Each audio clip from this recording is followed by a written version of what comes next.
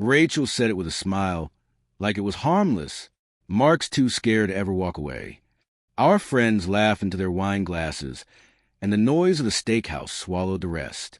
Plates clattered, a server shouted an order toward the kitchen, and somewhere behind me a birthday song started for another table. Rachel leaned back in her chair like she had just won something. I looked at her for a second longer than I should have. It was one of those crowded Dallas places with dark wood walls, low amber lights, and enough money in the room to make everybody sit a little straighter. Rachel liked places like that. She liked being seen in them even more. She was wearing a cream dress I had paid for 3 weeks earlier, one she said she needed for networking dinners. Her lipstick was still perfect. Her glass was half full. She looked relaxed. That was the part one remembered most. Not the joke, not the laughter, the comfort. Like she had said things like that about me so many times, in so many ways, that this was just another turn of the knife. Public this time. Cleaner. Easier for everyone else to enjoy. I had stopped reacting months before, though she hadn't noticed. That was the problem with people who live on attention. They think silence means they are safe. I cut into my steak, took one more bite, and chewed slowly while the table moved on without me. Somebody made a joke about fantasy football. Somebody else complained about interest rates. Rachel touched my arm once, almost casually, like I was a chair she was adjusting. "Don't look so serious," she said. "We're joking." I set down my fork and reached for the check before the server could place it in the center. "I've got my part," I said.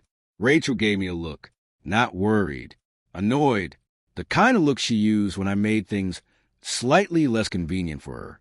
"Mark," she said quietly, "don't be dramatic." I opened the black folder, counted out what I owed, added a tip, and stood. My chair scraped hard against the floor, loud enough for the end of the table to go quiet. A few faces turned.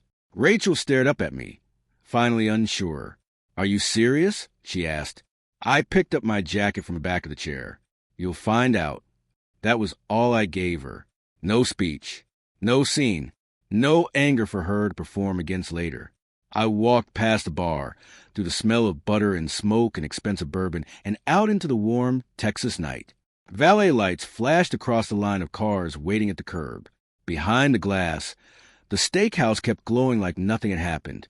I stood there for a moment with my keys in my hand, listening to the door open and close behind strangers.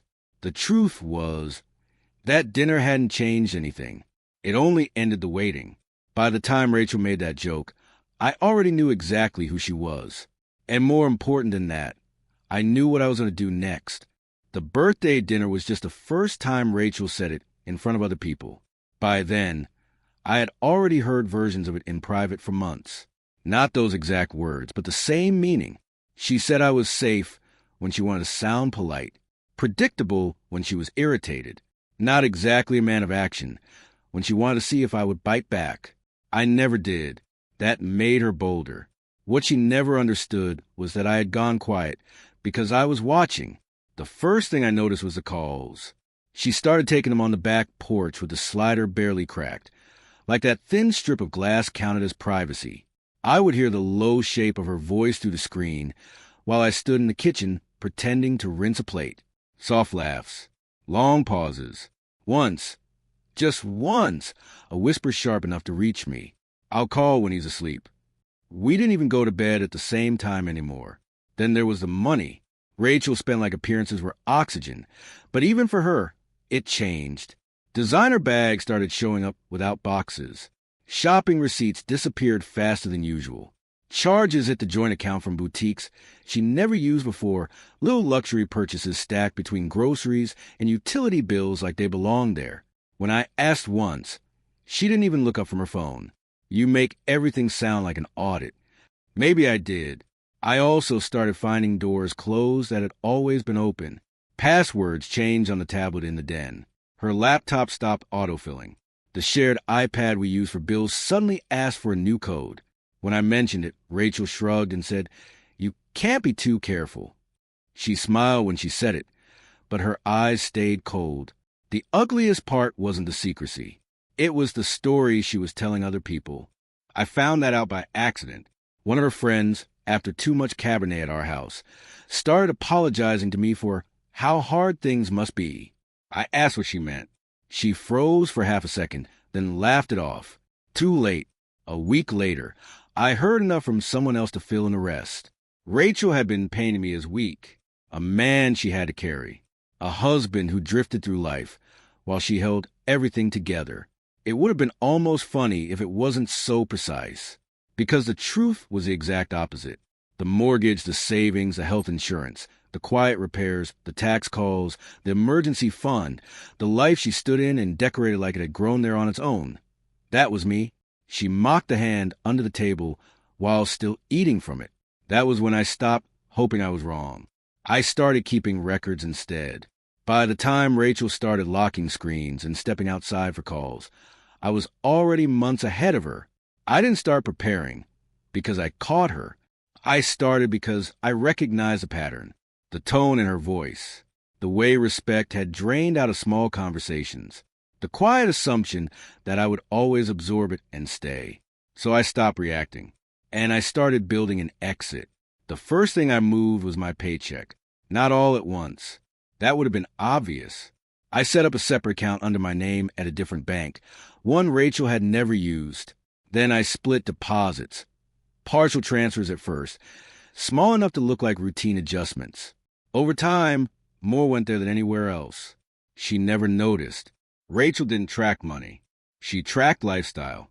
While she was focused on dinners and clothes, and who said what about whom, I was copying everything that mattered: tax returns, property records, insurance policies, account statements.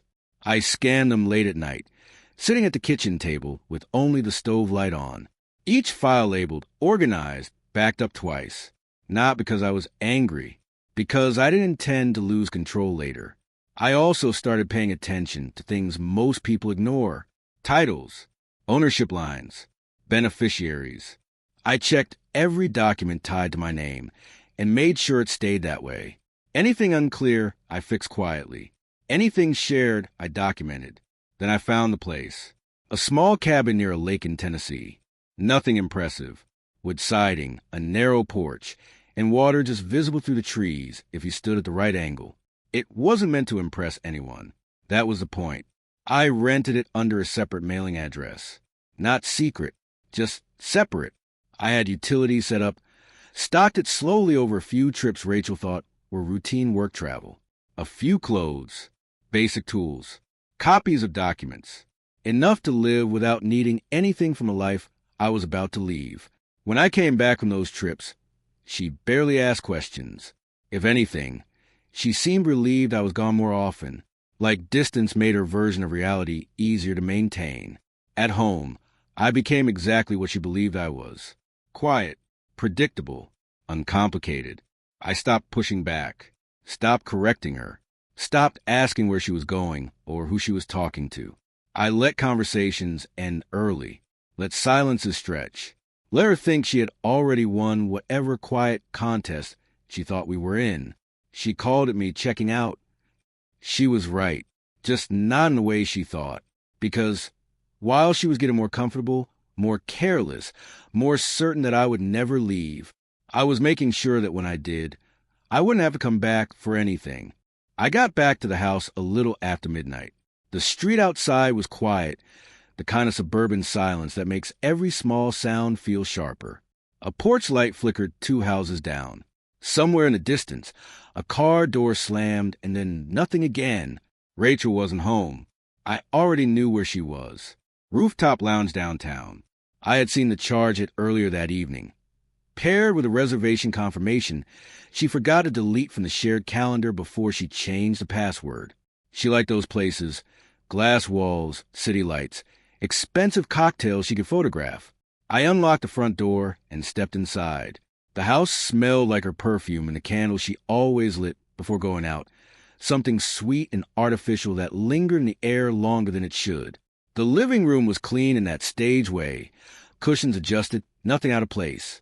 It looked like a home people visited, not one they lived in. I didn't turn on the lights. I moved through the dark by memory. First, my office. I opened the bottom drawer and took out the folder I'd been adding to for months. Originals only. The copies were already somewhere else. Then the safe. Quiet click, slow open. Inside were things Rachel never cared about. Old military keepsakes. Medals. A watch that had stopped working years ago, but I kept anyway. Paperwork tied to things that existed before her. I placed everything into a single duffel bag. No rush. No wasted movement. Upstairs. The hallway creaked in the same two places it always did. I stepped over them without thinking. In the bedroom. Her side was untouched, the bed still perfectly made. My side had the slight imprint from the morning already fading. I opened the closet and took what mattered. Not everything, just enough. Then I went to the garage. The title to the truck was in a metal lockbox behind a shelf Rachel never opened because it didn't look expensive. My uncle's truck.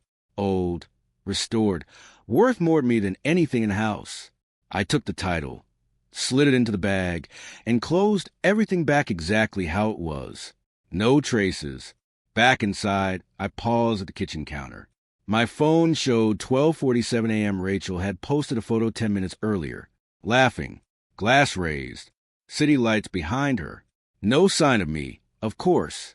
I walked upstairs one last time. Her makeup drawer was slightly open. I pulled it out, moved aside brushes and palettes, and placed a small envelope inside. Plain, white, sealed. On the front, I wrote one word. Monday. Nothing else. No explanation. No emotion. Just a timestamp she wouldn't understand until it was too late. As I pushed the drawer closed, I heard a soft sound behind me. The dog. He stood in the doorway, tail low but wagging slightly, like he wasn't sure if he was allowed to be there. Rachel used him for photos, for short videos, for the image of something warm and loyal. But she never walked him unless someone was watching. Never noticed when he waited by the door longer than he should. I crouched down and clipped the leash on. "Come on," I said quietly. He followed me without hesitation. I didn't look back when I left. The house stayed exactly as it was.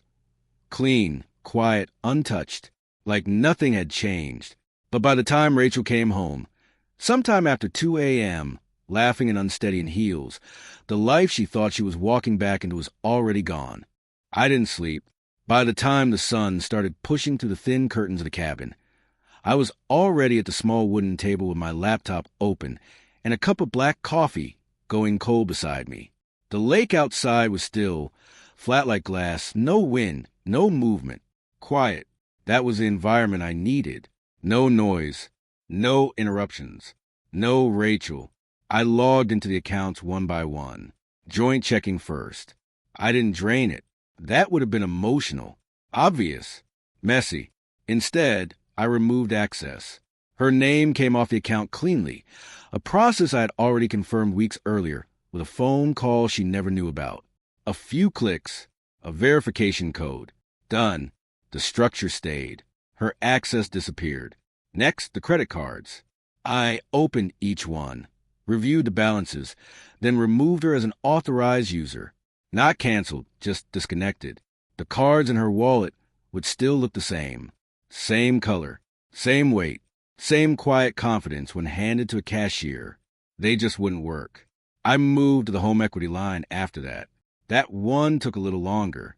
She had been using it more than I expected. Small withdrawals, spaced out, hidden inside normal expenses. It would have gone unnoticed if I hadn't been looking for patterns. I froze it, not closed, frozen. No more access. No more quiet borrowing against something she never built. Utilities came next. Electric, water, internet. Each account shifted into her name only. Same services, same addresses, same due dates. The house would stay running exactly as before, just not on my responsibility. Then I canceled the automatic transfers, savings contributions, investment allocations, the small, invisible systems that kept everything stable without her ever thinking about it. One by one, I turned them off. What remained was the surface, the illusion, the life she recognized, but without the engine underneath it. I leaned back in the chair for a moment and looked at the list I had made weeks ago. Every item checked, every step executed in order. No gaps, no loose ends. Then I opened one more file. The apartment. Rachel had mentioned it casually a month earlier. A backup option, she called it, laughing like it was hypothetical. Luxury building. High-rise. City view. The kind of place she could show off. What she didn't mention was the application she had already submitted, or the guarantor section. Me, I had signed it without comment when she handed me the paperwork, playing the role she expected. Reliable, unquestioning, safe. This morning, I corrected that. One call, one formal withdrawal of responsibility. No anger, no explanation, just policy. If she moved forward with it, she would do it alone. I closed the laptop slowly. Outside, the lake finally moved, a ripple across the surface, subtle but enough to break the reflection. That was the moment it became real. Not the dinner, not the note, not even leaving the house. This, the quiet removal of everything she depended on, without ever acknowledging it. No fight, no warning, just absence. And by the time Rachel realized what had been holding her world together, it would already be gone. By the time Rachel woke up, I was already gone from her version of the world. I didn't check my phone right away. That was deliberate. I knew what would be there. Calls, messages, confusion turning into irritation, irritation turning into anger. I had seen the pattern before. This time, I just removed myself from it. When I finally looked, it was exactly what I expected. 3 missed calls, then 7, then a message. Where are you? Another. Did you seriously leave the dog with no food? That one made me pause for half a second. Not because I felt anything, but because it told me she hadn't even noticed he was gone yet. I put the phone face down and went back to my coffee. The cabin stayed quiet. No notifications breaking the air. No voice calling from another room. Just the sound of water outside and the low hum of the refrigerator behind me. For the first time in a long time, nothing was pulling at me. That's when it became clear. This wasn't about punishment. It wasn't revenge in the way most people think of it. No shouting, no exposing, no dramatic confrontation where everything spills out at once. That kind of reaction is emotional, temporary. It gives the other person something to respond to. I wasn't giving Rachel anything, because the truth was simple. She hadn't misunderstood me. She had understood me perfectly. She knew I was loyal, knew I handled problems quietly, knew I didn't escalate things in public or private. And she took that and turned it into a conclusion, that I was harmless, that I would stay, that no matter what she said, did, implied, or hid, I would absorb it and continue. So I removed the one thing she built all her assumptions on, my presence. I didn't send explanations, didn't ask questions, didn't demand accountability, because none of that changes behavior like hers. It just creates another performance, another version of the story where she adjusts, deflects, rewrites. I treated the marriage the same way I handled everything else that week, like a contract, something that had terms, structure, obligations. And when those were broken long enough, consistently enough, without correction, you close it, cleanly, without emotion, without negotiation. Around noon, my phone buzzed again. A longer message this time. Mark, this isn't funny. The cards aren't working. Call me now. I read it once. Then I locked the screen. No reply, because the silence wasn't accidental. It was the point. And somewhere back in that house, surrounded by things that still looked exactly the same, Rachel was starting to feel the first crack in something she had always assumed was permanent. Not a fight, not a warning, just the absence of everything she depended on, arriving all at once. Rachel always cared about appearances more than anything else. That's why it didn't surprise me where it happened. Scottsdale, upscale mall, late morning brunch with the same circle of women she had spent years impressing, competing with, and quietly trying to outshine. I knew the place. White stone floors, glass storefronts, soft music that made everything feel expensive even before you looked at a price tag. She had posted a photo earlier. Sunglasses, perfect lighting, caption about finally relaxing. Nothing about the messages she had been sending me all morning. Nothing about the panic building underneath. By the time she walked into the boutique, she still thought it was a glitch. That's how people like Rachel process consequences at first, not as reality, as inconvenience. She picked out the boots quickly. Designer, seasonal, something she had probably seen online weeks earlier. I could picture the way she held them, already imagining the photo she'd take later. The angle, the caption, the quiet message to everyone watching. She handed over a card without hesitation. Same motion she had done 100 times before, confident, automatic. The cashier ran it once. Then again, a small pause. "I'm sorry," the cashier said, polite but distant. "It's been declined." Rachel probably smiled at first, a controlled, practiced expression. Tried again. They did. Same result. I imagine the shift in her posture happened slowly, shoulders tightening, fingers tapping lightly against counter. Her friend behind her, watching, pretending not to watch. "Do you have another form of payment?" the cashier asked. Rachel reached into her purse, pulled out a second card. This one mattered more. Premium, the one she used when she wanted things to go smoothly. She handed it over. The machine processed. Declined. This time, the pause lasted longer. "I'm going to have to keep the card," the cashier said carefully. "It's been flagged." That was the moment, not when the first card failed, not when the second one declined, but when something was taken from her in public without her control. Her friends shifted behind her. One of them checked her phone. Another suddenly became very interested in a display near the wall. Distance forming in real time. Rachel's voice probably sharpened then. "There's obviously a mistake. I need you to run it again." The cashier didn't move. "I'm sorry, ma'am." Silence stretched across the counter. And for the first time, Rachel had nothing to perform with. No quick fix. No charm. No fallback. Just a room full of people watching something crack. She left without the boots. Without saying goodbye to her friends properly. Without the version of herself she had walked in with. What she didn't know yet was that the moment didn't stay in that store. One of those friends, the quiet one who always laughed a little too late, had recorded it. Not the whole thing. Just enough. The hesitation. The tone. The shift. By evening, it had already started moving. Not publicly. Not posted. Just shared. Sent between people who knew her. People who had heard her version of me for years. And now, for the first time, they were seeing something else. By the time Rachel got back to the house, whatever control she thought she still had was already slipping. The front door opened harder than usual. Not slammed. She still had enough awareness left to keep up appearances, but forceful enough to echo through the hallway. Her heels clicked faster than normal across the floor, uneven, impatient. "Mark," she called out. No answer. The house looked exactly the same. That was the problem.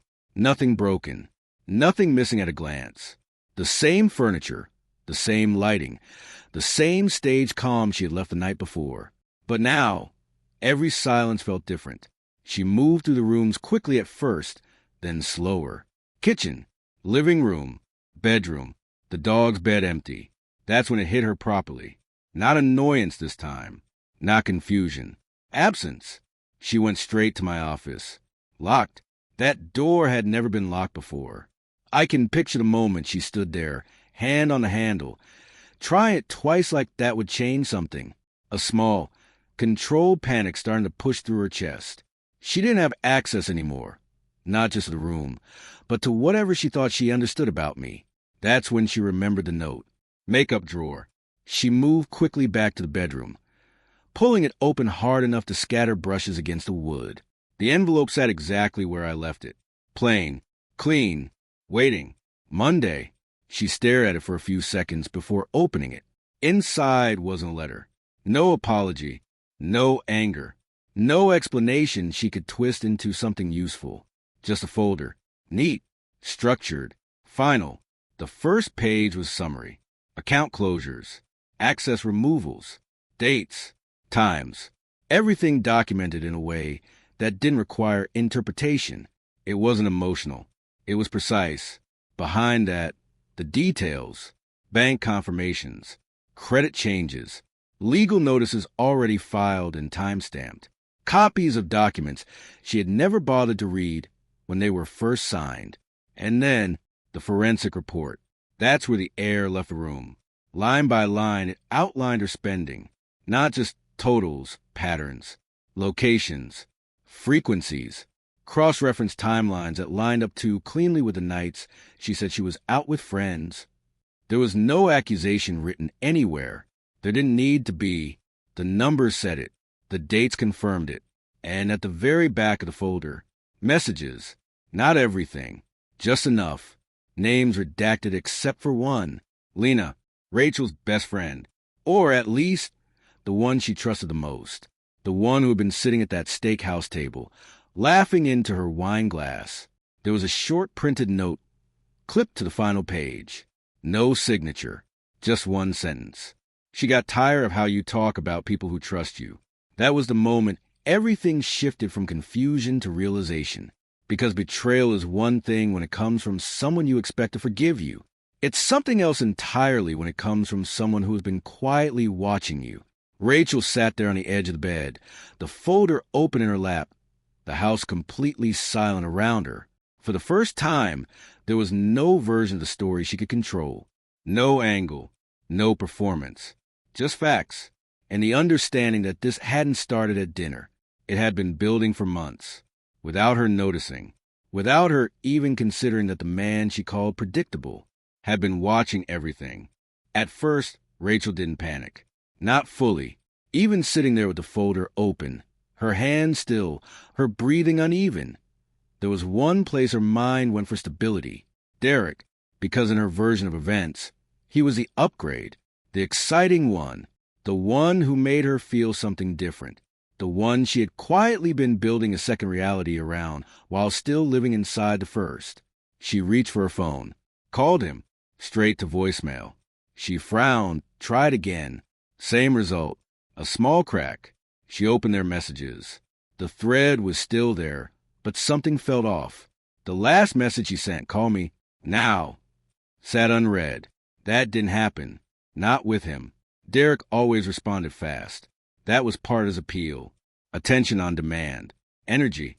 Urgency. Everything I supposedly lacked. She typed again. Something's wrong. I need you. Sent. The message didn't deliver. That's when the silence changed. She refreshed the screen once. Twice. Then she tapped his name. Nothing. No profile picture. No status. Just empty. Blocked. The word didn't appear on the screen, but she understood it immediately. Her chest tightened. Not from heartbreak. From disbelief. Because this wasn't how her version of the story went. Derek wasn't supposed to disappear. He was supposed to step in. She tried another app. Same result. Another. Nothing. Every door closed. Now the panic came. Not loud. Not dramatic. Just fast and cold. Spreading through her thoughts as she tried to rebuild the situation in real time. Maybe it was temporary. Maybe something had happened. Maybe her phone buzzed. A message. Not from him. From a number she didn't recognize. She opened it. 2 lines. You should probably stop calling him. And then a second message. He's been seeing someone else the entire time. Rachel stared at the screen, waiting for something else to follow. It didn't. No explanation. No name. No context. Just that. She called a number. No answer. Called again. Blocked. Now everything connected at once, but not in a way she could control. The late replies that suddenly made sense. The canceled plans he brushed off. The times he avoided certain places. The way he kept parts of his life just out of reach, always just enough to stay interesting. It wasn't mystery. It was distance. Deliberate distance. Because there was never a future with her. There was only access. Access to her time. Her attention. Her money. The lifestyle she carried around like it belonged to her. And now that all of that was gone, so was he. Rachel sat there on the edge of the bed, phone still in her hand, the room too quiet around her. For the first time, there was no one left to call. Not me, not him, not even a version of herself she had been performing for years. Because in less than 24 hours, the 2 men she had built her choices around had both disappeared. The difference was simple. One of them left by design. The other was never really there at all. The first week stripped everything down. Not all at once. Not dramatically. Just piece by piece. Rachel stopped going out as much. Not because she didn't want to, but because she couldn't maintain the version of herself that made those places work. Invitations slowed. Messages changed tone. People who used to respond instantly now took hours. Then days. The video from the boutique never went public. It didn't need to. It moved quietly, the same way reputations actually collapse. Through conversations. Through looks that lasted a second too long. Through the absence of invitations that used to be automatic. Her job noticed next. Expense reports flagged. Small inconsistencies at first. Then a deeper review. Meetings she wasn't prepared for. Questions she couldn't answer cleanly without unraveling something else. The same confidence she used in social rooms didn't translate when the numbers were laid out in front of her. The lifestyle followed. Without access to the accounts, without the automatic systems running underneath everything, the structure gave way quickly. Payments she assumed were handled weren't. Subscriptions failed. Bills stacked. The apartment she had planned became impossible the moment my name disappeared from it. What she had built wasn't sustainable. It had just been supported. And now it wasn't. I didn't watch any of it happen directly. I heard fragments. A message that didn't reach me, but reached someone who mentioned it later. A name brought up in a conversation I wasn't part of anymore. Enough to understand the direction, not enough to feel involved. That was intentional, because by then my life had already shifted. The cabin stopped feeling temporary. Mornings had structure again. Coffee, work, quiet decisions that didn't require negotiation or explanation. The dog settled faster than I expected, like he had been waiting for consistency more than comfort. There was no noise, no tension sitting under simple conversations, no performance, just space. 3 weeks after the steakhouse, I sent one email. No subject line, no greeting, just a single sentence. You didn't lose me in one night. You lost me a little at a time and never noticed. I read it once, then sent it. No follow-up, no second message, no explanation to soften it, because anything more would have turned it into a conversation, and there was nothing left to discuss. I don't know where Rachel was when she read it. Maybe in that house, sitting in a room that still looked like hers, but didn't feel like it anymore. Maybe in a smaller place she hadn't planned on, try to rebuild something that used to come automatically. It didn't matter. What mattered was this. She finally understood. Not the details, not the steps, just the truth she had ignored for too long.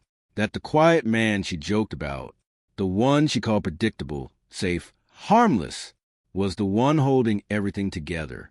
And when he left without a fight, without a warning, without even raising his voice, everything else left with him.